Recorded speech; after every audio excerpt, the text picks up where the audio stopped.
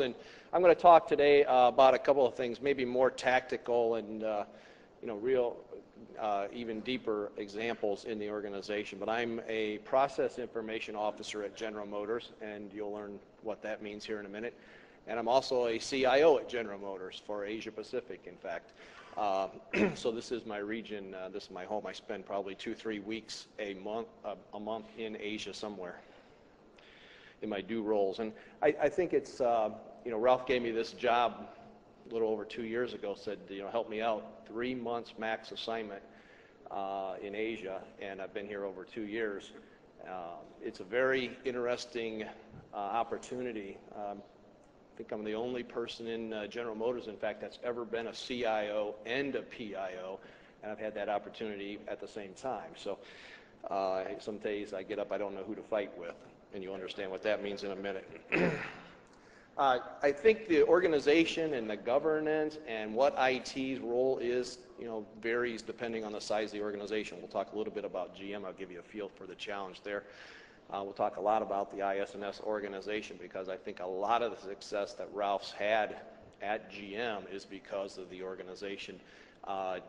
Healthy contention is what he would call it. People on his staff might call it something different.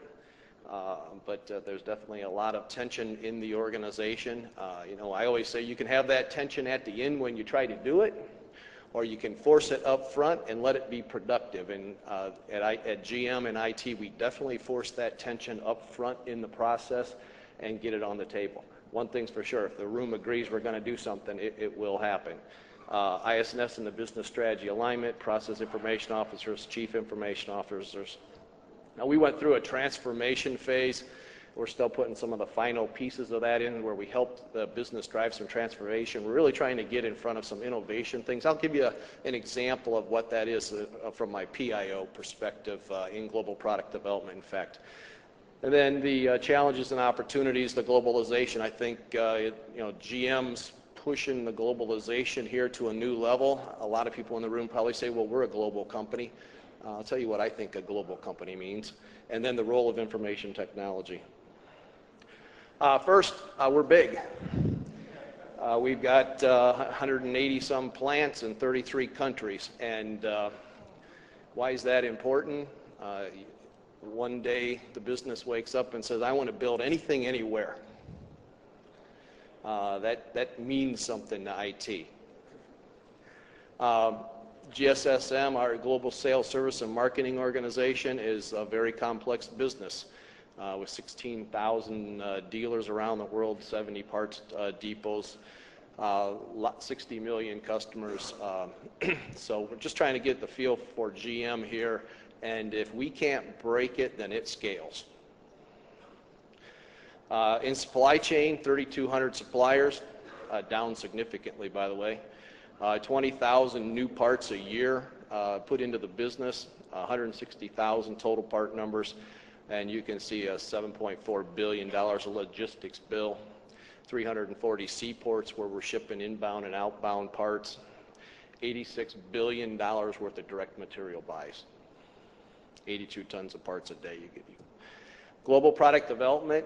And the diversity we have there, we have design centers in 15 countries where we do major engineering. And I'm not talking about localization of engineering in Thailand. That doesn't count. These are real engineering centers with 200 plus engineers that are actually in the direct path of engineering programs. 28,000 managed workstations around the globe.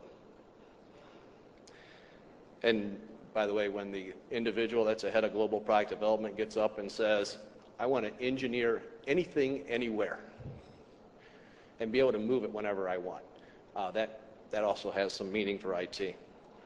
And then the IS&S global organization.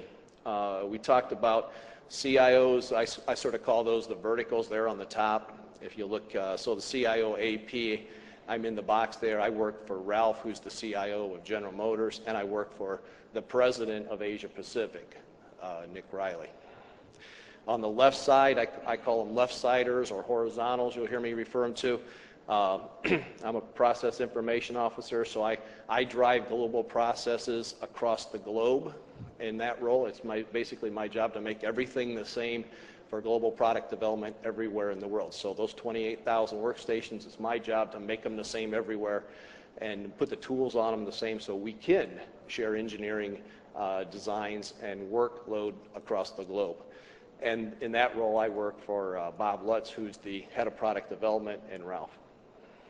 It's a highly matrixed organization. I always tell people that are coming to GM, if you don't like having more than one boss and you don't like getting a little bit of different direction every day, you won't like it here. So if you want to know what to do and who you work for, don't come here. The business is changing. General Motors, obviously in the automotive business, lots of people are. And the one thing we have that others can't easily duplicate is our footprint.